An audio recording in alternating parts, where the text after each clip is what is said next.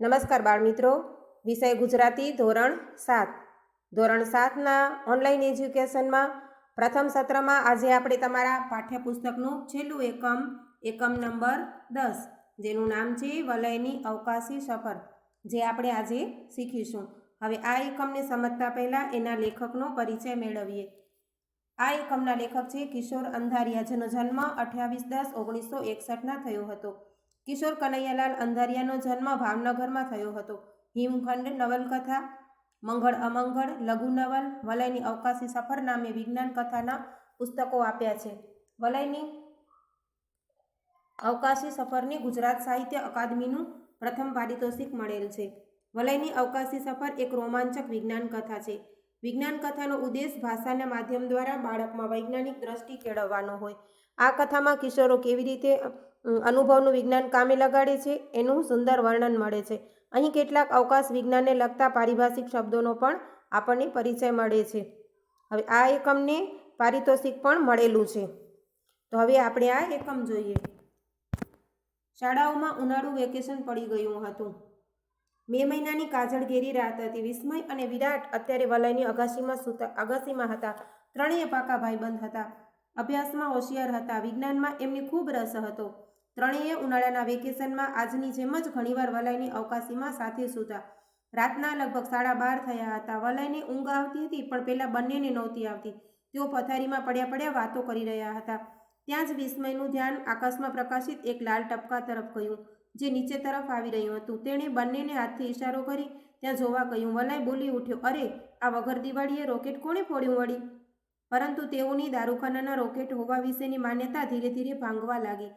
ટપકું મોટું થવા લાગ્યું. જેમ જેમ નજીક આવતું ગયું એમ તેનો રાતા રંગનો પ્રકાશ પણ વધુ લાગવા માંડ્યો. એની આસપાસનો આકાશનો વિસ્તાર ઝળહળી ઉઠ્યો. આ ચમકતો પદાર્થ જમીનથી નજીક પહોંચી ગયો. વલયના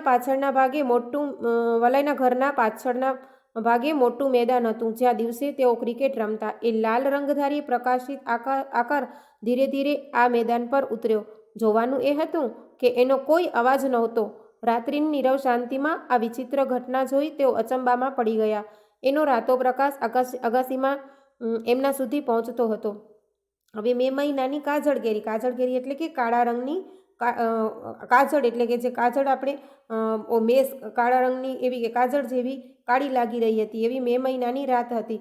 આ બધા ત્રણેય મિત્રો અગાસીમાં સૂતા હતા અને ત્યાં સુધી એ લોકોની નજર આકાશની અંદર, એમાંથી એકની નજર, વિસ્મયની નજર આકાશ તરફ પડે છે ત્યારે કંઈક એવું લાલ રંગનું ટપકું જુએ છે અને એ પોતાના બીજા મિત્રોને પણ આ ટપકું બતાવે છે. પરંતુ આ ટપકું જેમ જેમ મોટા મેદાનની અંદર ધીરે ધીરે નીચે આવતું હતું તેમ એનો પ્રકાશ વધુ ને વધુ લાગવા માંડ્યો હતો. એટલા માટે આ લોકો વિચારમાં પડી ગયા કે આ રાત્રિની નીરવ શાંતિ, એટલે કે બિલકુલ અવાજ નથી આવતું, શાંતિ, એકદમ શાંતિ છે. ત્યારે અચંબામાં, એટલે કે તેઓ વિચારમાં પડી જાય છે કે આ એમના સુધી જે રાતો પ્રકાશ હતો એ એમના સુધી પણ હવે પહોંચવા માંડ્યો. એટલે વિચારે છે કે આ શું છે. એક અજ્ઞાત ડરથી તેઓ ક્ષણવાર એકબીજા સાથે કંઈ બોલી ન શક્યા. આખરે વિરાટ ધીમા ભયભીત અવાજે બોલ્યો, આવું મોટું પ્રકાશિત ઘોડા જેવું શું હશે ને અત્યારે વળી અહીં?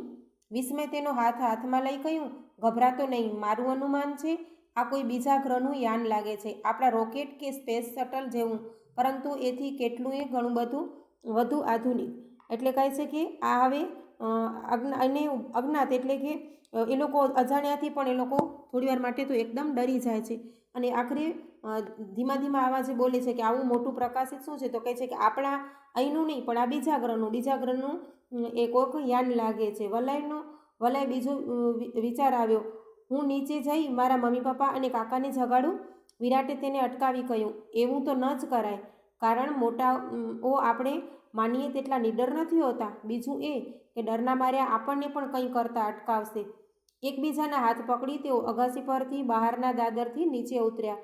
ત્રણેયના મનમાં થોડો ભય હતો અને સાથે ઘણી જિજ્ઞાસા પણ. ધીમા પણ મક્કમ પગલે એ આગળ ચાલ્યા. રાતા રંગથી ઝળાહળા આ રચના પાસે પહોંચ્યા અને ધ્યાનથી જોયું. તેનો આકાર લંબગોળ ઈંડા જેવો હતો. આસપાસ ન વર્ણી શકાય તેવો વિચિત્ર વાસ આવતી હતી. એટલામાં કોઈ જોવા ન મળ્યું, તેથી તેઓ એની ફરતે ચક્કર મારી નિરીક્ષણ કર્યું.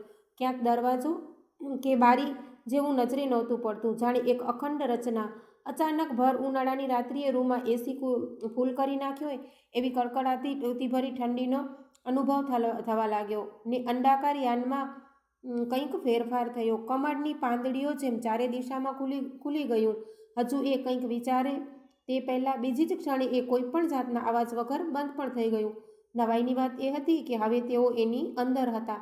અંદર પણ રાતો પ્રકાશ ને આ ઠંડી, ત્રણેયનો ફફડાટ વધી ગયો. હવે આ જે યાન છે એ નીચે આવે છે તો એ યાન કેવું છે એનું અહીં વર્ણન કરવામાં આવ્યું છે. અને તેઓ હવે આવી કડકડતી ઠંડી એ લોકોને આ જોઈને ડર લાગે છે, એટલે અંદરથી ગભરાવાના કારણે એ લોકોને ઠંડી પડવા લાગે છે અને જાણે કોઈ એસી ચાલુ કરી નાખ્યું હોય એવું એમને લાગી રહ્યું છે. પરંતુ ઘડીભરમાં તો એ લોકો જોવે છે તો યાનની અંદર હોય છે અને યાન જેવી રીતે ખુલ્યું હતું એવી રીતે એ બંધ પણ થઈ ગયું હતું. પરંતુ હવે શું હતું તો કે તેઓ એની અંદર આવી ગયા હતા. એટલા માટે ત્રણેયને હવે અંદરથી ડર લાગવા માંડ્યો. એક થડકારો અનુભવાયો. તેમણે એકબીજા સામે જોયું. મનોમન સમજી ગયા કે હવે આ યાને જમીન પરથી ઉચકાઈને પોતાનો પ્રવાસ ચાલુ કર્યો છે.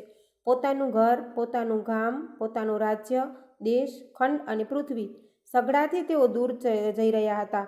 થોડો વાઇબ્રેશન સિવાય બીજો કશો અવાજ નહોતો.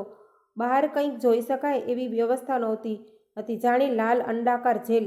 ત્રણેય એટલું તો સમજી ગયા કે આ કોઈ પરગ્રહવાસીઓનું સ્વયં સંચાલિત યાન છે. તેઓ હવે એમના કેદી છે. હવે જ્યારે એ લોકો એની અંદર આવી જાય છે ત્યારે જોવે છે કે એ લોકો હવે પૃથ્વીથી પોતે દૂર જઈ રહ્યા છે અને ક્યાંક એવી જગ્યાએ જઈ રહ્યા છે કે જે સ્વયં સંચાલિત, એટલે કે તે પોતે પોતાની રીતે તેનું સંચાલન થતું હોય એવું આ યાન છે એની અંદર તેઓ કેદ થઈ ગયા છે અને હવે એ લોકોને ક્યાંક લઈ જઈ રહ્યો છે. કોણ જાણે કેટલા કલાકો વીત્યા હશે અહીં પહોંચવામાં.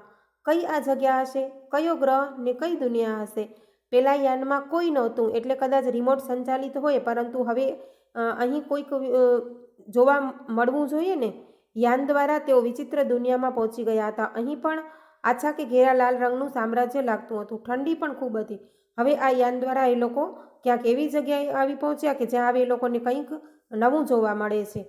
થોડીવાર પછી સામેના ષટકોણાકાર જેવા દરવાજામાંથી એક વિચિત્ર આકૃતિ અંદર પ્રવેશી. એ ત્રણેય પ્રથમ પૃથ્વીવાસી હતા જે અત્યારે પરગ્રહી જીવને જોઈ રહ્યા હતા. વિરાટને યાદ આવ્યું આ જ ઈટી એટલે કે એક્સ્ટ્રા ટેરેસ્ટ્રીયલ. એનું શરીર રાખોડી રંગના રબરમાંથી બનેલું હોય તેવું નરમ અને પોચું લાગતું હતું. નાક કાન જેવી રચના કળાતી નહોતી.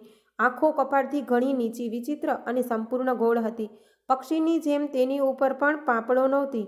માથાનો ભાગ મોટો હતો અને તેની પર વાળ પર નહોતા. રાખોડી રંગના માથા પર એરિયલ જેવી 2-3 રચના લગાડેલી હતી. હવે એ લોકો જ્યાં આવે છે ત્યાં એ લોકોને એક્સ્ટ્રા એટલે કે પૃથ્વી પર ન રહેતું હોય એવું પરગ્રહવાસી એ લોકો કંઈક એવું જુએ છે કે જેનો રંગ કેવો છે તો કે રાખોડી રંગના એના માથા ઉપર એરિયલ એટલે કે જે એન્ટેના લગાવવામાં આવે છે એ પણ એ લોકો જોઈ રહ્યા છે. એટલી વારમાં એ વિચિત્ર જીવ તેની સાવ નજીક આવી ગયો. તેણે વારાફરતી ત્રણેયના હાથને પોતાના હાથ વડે સ્પર્શ કર્યો. તેના હાથના વિચિત્ર લાંબા આંગળાઓ પર પુશ બટન જેવી સ્વિચો જડાયેલી હતી.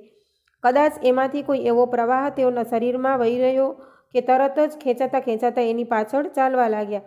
હવે એ લોકો એવું બટન છે કે જ્યાં એ લોકો એની પાછળ એની નજીક જેવા આવે છે અને જેવો એને સ્પર્શ કરે છે એવો ત્રણેય જણા એની પાછળ જાણે ખેંચાતા હોય એવું એ લોકોને લાગી રહ્યું હતું. હવે અંદરથી એ લોકો ડર પણ અનુભવે છે કે ક્યાં એ લોકો આવી ગયા અને એ આવી વિચિત્ર આકૃતિ જોઈ અને ડરવા લાગે છે. હવે આના પછીનું જે અડધું એકમ છે એ આપણે પછીના વિડીયોમાં સમજીશું. Thank you.